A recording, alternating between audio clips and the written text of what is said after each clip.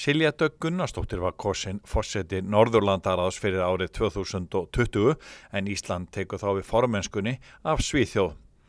Næsta Norðurlandaráðsþing fer fram í Reykjavík í lok október næsta árs. Oddný Harðardóttir var kosin varaforseti Norðurlandaráðs.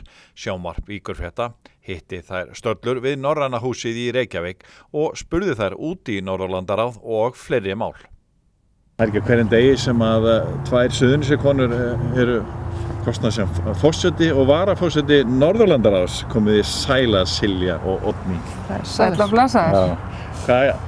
En má ég bara spyrja, maður hefur oft heyrt Norðurlandaráð, en ég veit ekki nógu mikið það. Ertu til að segja okkur frá þið? Já, Norðurlandaráð var stofnað með minni 1952, eins og svo margar alþjóðlegar stofnanir bara í kjölfar seinni heimsstyrjaldarinnar til að auka samstarf á milli ríkja.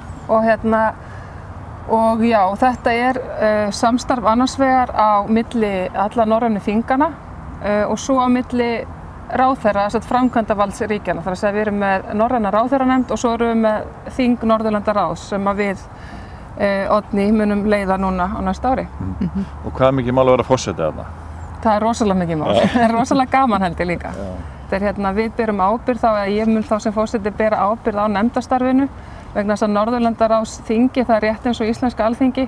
Þar eru nefndir ákveðna málaflokka og við tökum fyrir mál og afgreiðum þau og þetta er hefðbundin í rauninni þingstörf. Þannig að við berum það ábyrgð á fjármálaáætlun þingsins, á nefndastarfi og öllu innra starfi og við erum með 20 manna skrifstofu í Kaupmannahöfn, starfsfólk þar sem við vinnum náttúrulega mjög náið með. Þannig að þetta er heilmikil vinna og svona vinnum við líka mjög náið fyrir utan náttúrulega með norrænum þjóðum í þessu samstarfi. Það vinnum við líka náið með Eystrasaltsríkjunum og Benelux-löndunum og fleiri ríkjum og stofnunum. Oddný, eru þetta mál sem skipta meðaljónin einhverju máli sem þið eru að taka fyrir þetta? Já, einmitt. Þau eru nákvæmlega þannig og við tökum fyrir stóru málin eins og heilbrigðismál, umhverfismál, öryggismál og tengjum saman norrænu gildin, hvað er það sem við viljum standa vörðum og hvað er það sem við viljum fara með í gegnum öll þingin og fela ríkisstjórnunum að gera. Og sem dæmi þetta að þá var samþykkt stefna samfélagsöryggi á þessu síðasta þingi og það var ekki hernaður eða neitt slíkt, heldur gerum við okkur grein fyrir því að það er alls konar vá sem getur steðið að samfélagunum. Það eru farsóttir, það eru tölvuárásir, það er loftslagsvá, það eru eldgos og jarðskjálftar og allt þetta sem við þekkjum. Og þar vorum við að segja, og Norðurlandaráð mjög skýrt, hvað það er sem við vildum að ríkisstjórnarnir gerðu til þess að sameina krafta, þekkingu og tól. Þannig að ef eitthvað svona kemur upp í einu landi að þá sameinast allir að hjálpa til. Og alla kannanir sem hafa verið gerðar norrænt samstarf kemur í ljós að 90% Norðurlandabúa vilja aukið samstarf og fremst nefna þeir samfélagsöryggi og svo velferðarmál. Og svo bara þessi norrænu gildi, menningu og sögu sem við viljum standa vörðum. Þannig að eigum við Íslendingar fullt sammerkt með okkar frændþjóðum að sjálfsögðu. Það er verið að horfa í það líka. Í praktískum atriðum. Við erum lík þeim að mörgu leyti og þannig að það eru mörg mál sem að þið getið unnið saman að. Já, og við fáum hugmyndir og þetta eru stærri þjóðir. Það er að segja stóru þjóðirnar, síðan eru auðvitað minni, Færeyingar og Grænlendingar og Álands er þarna líka, sem að hafa oft gefið okkur góðar hugmyndir sem að við höfum síðan hent eftir. Og við græðum á þessu samstarfi alveg örugglega. Já, ég ætla eiginlega að fara að spyrja því Silja, erum við að græða á þessu? Svona sem eina af litlu þjóðunum í þessu náttúrulega. Alveg klárlega og við erum að fá mjög mikið út úr þessu samstarfi og það kannski fólk velti fyrir sér núna, þú veist hvað er þetta áþreifanlega sem við erum raunverulega að fá út úr þessu. Og það er til dæmis rauði þráðurinn í okkar starfi er afnám stjórnsýsluhindrana. Það er að segja laga og reglna sem að komi í veg fyrir það að við njótum sömu réttinda á hinum Norðurlöndunum. Við viljum gjarnan geta fært okkur frjálst á milli og til dæmis fengi okkar menntun viðurkennda og fengi heilbrigðisþjónustu og annað þegar þess þarf. Þannig að við leggjum mikla áherslu á þá vinnu og til dæmis eitt af þeim málum sem við í Íslandsdeildinni, við erum 7 Íslandsdeild Norðurlandaráðs skipuð á Alþingi, Það að það verði leyft að gefa út svokallega rafræna fylgiseðla með lyfjum. Það er að segja að þú gætir það farið í þitt apótek og pantaðir fylgiseðil með lyfinu sem að skýrir aukaverkanir mögulegar eitthvað svoleiðis á þínu móðurmáli, hvort sem þú ert Tælendingur eða Pólverji eða Íslendingur eða Bandaríkjamaður. Þetta myndi líka þýða það fyrir okkur, óbreyttan Íslendinginn, að við getum verið með sameiginleg innkaup með hinum Norðurlandaþjóðunum og fengið þar af leiðandi lyfin á hagstæðara verði, sem myndi náttúrulega skipta mjög miklu máli. Svo annað sem menntun kannski líka? Já, algjörlega. Og það eru kannski stóru stjórnsýsluhindranirnar að fá starfsmenntun metna á milli landa. En það er eitt sem að mér finnst að við á Alþingi getum lært af Norðurlandaráðsþinginu. Það er samstarfið og hvernig norrænu þjóðarnir komast að málamiðlunum. Í Norðurlandaráði, þó við séum með þingmenn og svo ráðherranefnd, að þá er engin meirihluti eða minnihluti sem er starfandi. Heldur eru bara flokkahópar og það koma fram þingmál og við ræðum þá í flokkahópunum og svo finnum við ykkur leið til þess að lenda málum. Mjög lausnamiðuð vinna. Það er allt mjög lausnamiðað. Þannig að það er engin, menn fara ekki í stjórnarandstöðu sem við gerum svolítið oft hérna á Alþingi, heldur leggjum við okkur fram við að, þú veist, miðjuhópurinn sem að Silja í gerir ykkur athugasemd við tillögu frá okkur jafnaðarmönnum og þá reynum við einhvern veginn að finna leið til þess að koma málunni í gegn. Þannig að þetta er mjög gott. Þetta er mjög gott og líka varðandi þessi sameiginlegu gildi að þetta samstarf, eins og Oddný kom aðeins inn á áðan, að það er ég er ekki að segja að það sé alltaf auðvelt að finna leiðir til málamiðlana, en hins vegar er það, nú hef ég verið mikið í öðru utanríkisstarfi á vegum þingsins með utan Norðurlandana og það er oft auðveldara að finna leiðirnar, sameiginlegu leiðirnar í Norðurlandaráði en annars staðar vegna þess að við deilum þessum sameiginlegu gildum sem eru mannréttindi og lýðræði og velferð og það er, og náttúrulega jafnrétti, náttúrulega er mannréttindamál og þetta er svona gegnumgangandi alveg í okkar, hvað varður okkar gildi. Þannig að ég held að, og sumir segja þá að til dæmis, sjálfstæðismaður frá Íslandi á mögulega meira skoðanalega sameiginlegt með jafnaðarmanni frá Norðurlöndunum heldur en kannski einhverjum hægrimanni frá, ég veit það ekki, Ítalíu eða eitthvað svoleiðis. Þannig að við erum svolítið svona lík og margt sem tengir okkur. En gullið okkar á Norðurlöndum er traustið. Já. Það er meira traust á milli manna og til stofnana á Norðurlöndum heldur en annar staðar og það er auðvitað friðurinn og friðsamlegar lausnir og svo frjálst samfélag. En þá segjum við þetta gott að Norðurlandaráði og hingað heim. Þið eru að berjast alla daga í þinginu líka og hvað eru svona stærstu málefni sem að snúa að Suðurnesjamönnum þessa dagana?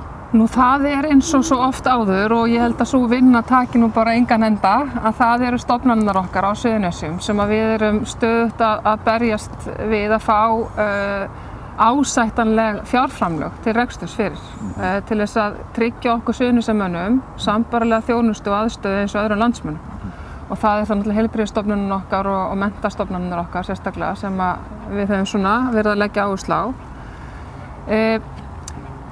Ég veit ekki hvað skal segja, maður allan til þessu trúum það að einhverju séum við alltaf að fá áorkað og mér finnst vera meiri skilningur núna heldur en þegar ég byrjaði á þinginu fyrir 6 árum þess að við Suðurnesjamenn höfum stöðugt að benda á að þessi reiknilíkön sem að notuð eru til grundvallar í fjárlagavinnunni séu skökk, það sé ekki tekið tillit til gríðarlega mannfjölgunar sem að verið hefur okkar svæði undanfarið og til dæmis að flugvöllurinn okkar, alþjóðlegu flugvöllurinn er nú staðsettur þarna verður vonandi ókomin ár og mér finnst skilningur innan ráðuneytanna vera aukast en auðvitað vildum að sjá breytingarnar gerast hraðar og við skulum sjá hvernig þessu líkur núna rétt fyrir jólin þegar við ákveðum fjárlögin.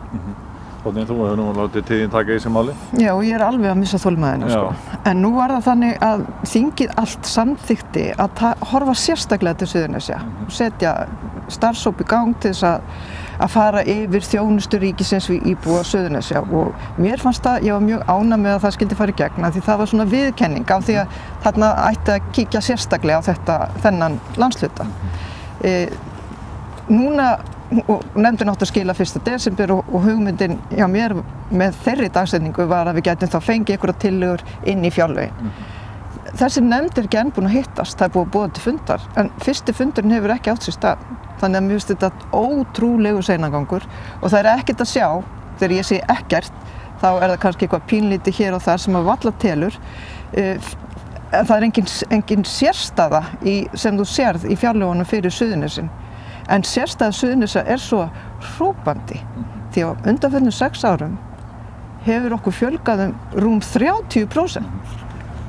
En meðan á hverju ári gert ráð fyrir eitthvað svona rétt 1% fjölgun þegar verið að reikna út fjárframlög til ríkisstofnana. Og ég meina fólk á Suðurnesjum veikist og slasast og allt þetta eins og aðrir landsmenn og við þurfum á heilbrigðisþjónustu að halda, við þurfum á góðri menntaþjónustu að halda, símenntun fyrir fólkið okkar sem því miður allt og margt atvinnulaust núna.